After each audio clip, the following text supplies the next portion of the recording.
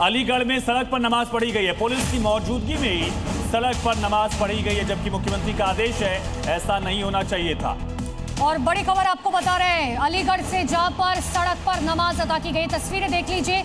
अलीगढ़ की ये तस्वीरें हैं और सबसे बड़ी बात है कि पुलिस की मौजूदगी वहां पर है। जी न्यूज पर एक्सक्लूसिव तस्वीरें देखिए, खाकी में आपको वर्दी वाले नजर आ रखे हैं, वहां पर पुलिस की मौजूदगी और बाकायदा उनकी मौजूदगी में यहाँ पर अलीगढ़ में सड़कों पर नमाज अदा की गई। तो सीएम योगी का साफ निर्देश है कि तय जगह पर ही नमाज होनी चाहिए, चाहे वो ईदगाह हो या मस्जिद हो।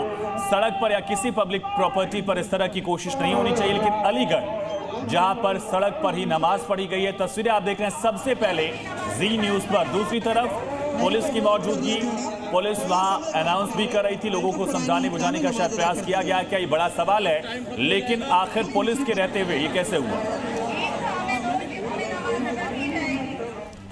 तो ईद को लेकर यूपी में किस तरीके की सुरक्षा व्यवस्था है, उसकी अलग अलग तस्वीरें आपको दिखा रहे हैं। जिले भर में तमाम सुरक्षा के इंतजाम किए गए। 3 तस्वीरें आपके सामने, अलीगढ़, संभल, मुरादाबाद। पश्चिमी यूपी की 3 संवेदनशील इलाके अलीगढ़ से लेकर संभल और मुरादाबाद में किस तरह से ईद की नमाज हुई है या हो रही है, उसकी तस्वीर आप देखिए। अलीगढ़ में पीएसी तैनात थी, रैपिड एक्शन फोर्स को तैनात किया गया था और साथ ही पैदल गश्त भी किया गया। संभल अपने आप में सबसे इंपॉर्टेंट इस वजह से क्योंकि जामा मस्जिद के सर्वे के वक्त हिंसा के बाद से ही यहाँ पर लगातार इस तरह की तस्वीरें सामने आई थी। और अब ये देखिए ईद पर किस तरीके से अलर्ट है। अलग अलग तस्वीरें, गाजियाबाद, एटा, अयोध्या, सुल्तानपुर, फर्रुखाबाद, संभल, संत कबीर नगर और मऊ की तस्वीरें, जहां पर प्रशासन ने ग्राउंड पर मोर्चा संभाला हुआ था, लगातार फ्लैग मार्च किया गया था, मुस्लिम समुदाय के लोगों से बातचीत भी की गई थी और खुद बड़े बड़े अधिकारी ग्राउंड पर मौजूद थे। 20 कमेटियों की बैठक की गई, उसमें धर्मगुरुओं से बातचीत की गई थी ताकि माहौल शांतिपूर्ण बना रहे।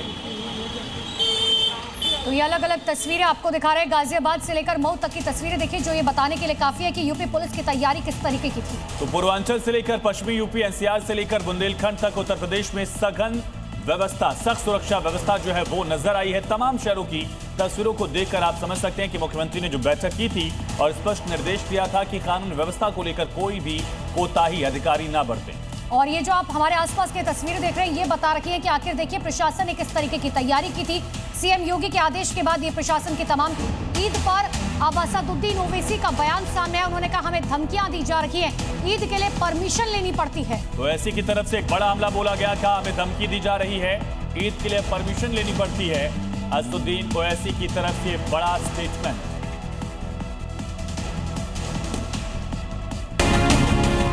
हमको धमकियां दी जा रही हैं, हमको कोर्ट को जाकर ईद मनाने के लिए कोर्ट को जाना पड़ा। बताओ बीजेपी, आरएसएस, मोदी, ये कौन सा रूल ऑफ लॉ है?